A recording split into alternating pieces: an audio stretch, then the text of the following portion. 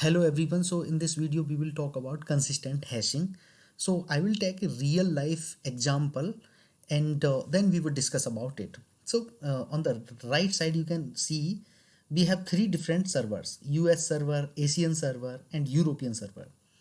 So our task is in general what happens, we would have the some request would be come from user side and we would have some load balancer, and those load balancer would be distribute this to different servers. Now inside the load balancer we can have like any hashing algorithm. So it could be like consistent hashing, or it could be some traditional hashing as well. So we are talking about consistent hashing. So what happens, so don't get confused with the circular hashing. That doesn't mean that servers are sitting on some circle. No, they are still sitting on their physical address. What we will do, we are actually making a circular hashing ring of these servers. So as you know, every server is kind of a computer only, and any computer in the network has certain IP address. Okay, so what we are doing is we are generating hashing ring. So hashing ring is nothing but for these servers we would assign multiple numbers. So in this diagram you can see we have assigned 0 for US server, again 500 for US server, right, and 100 for Asian server, 300 for Asian server, right. So how does it actually works? So see here, so from user side we will take some key and value pair, right.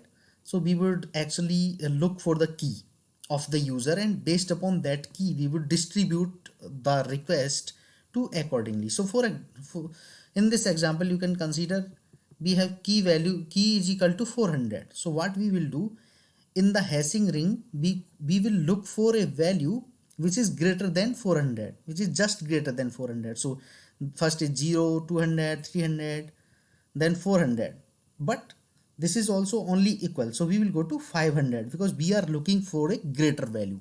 So what will happen, if our key equal to 400, this would be fetched with the 500, means US server. So this request will be enrouted here to US server in this way. Now we can consider another, let's say we have 99 as key value. Consider this time a new request came with the key equal to 99. So we will go to first location, this is 0 which is smaller than 99, so we will not go to US server. Then we have 100, so which is greater than 99. So in this case what will happen, our request will go to Asian server. Okay, now consider another situation, let's say another request came where key equal to 900.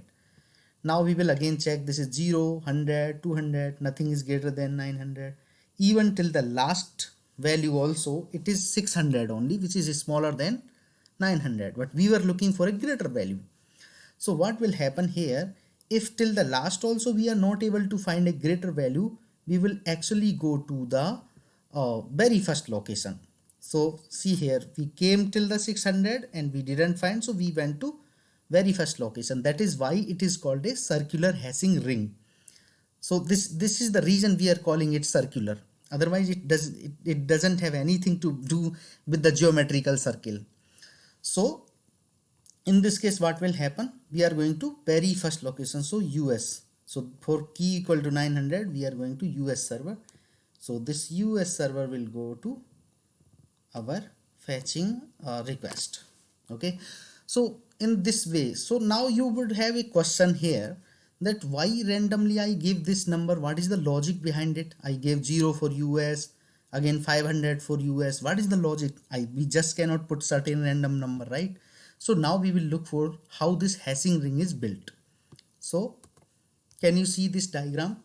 So one thing I will tell you here, in consistent hashing we use multiple hash functions, and these hash functions takes the input value, the address of the physical servers. So here we have taken three hash functions, h1, h2, h3, and one by one I am taking the parameter of these servers. Basically these are the IP address or maybe some key of these servers. So H1, H2, H3 I have called for US server, and these three guys are generating certain numbers. So in this case, like for US it is generating 100 and 300 and 800, and similarly for Asian server and European server. So basically we use multiple hash functions. They generate certain key, and those key, basically the numbers, are assigned to those servers. So in this case we have three hash functions, and so every server we are getting the three different key,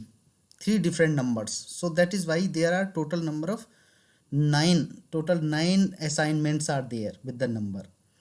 So why we are using multiple hash functions here? We could have done with single as well, because we just don't want to bombard any particular server, so that we will do lot of equally distributions. That is the reason we are using multiple hash functions here. So here you can see three different servers, we are generating 9. Otherwise it could be more number of hash functions as well. So we are trying to make as much as possible the distribution should be equal. Even in the case of failures, only some small fraction would be affected. So that is why it is called consistent hashing. So if you guys had any concern or any doubt, you can make a comment there. I would be trying to come back for that comment. And thank you for watching this video.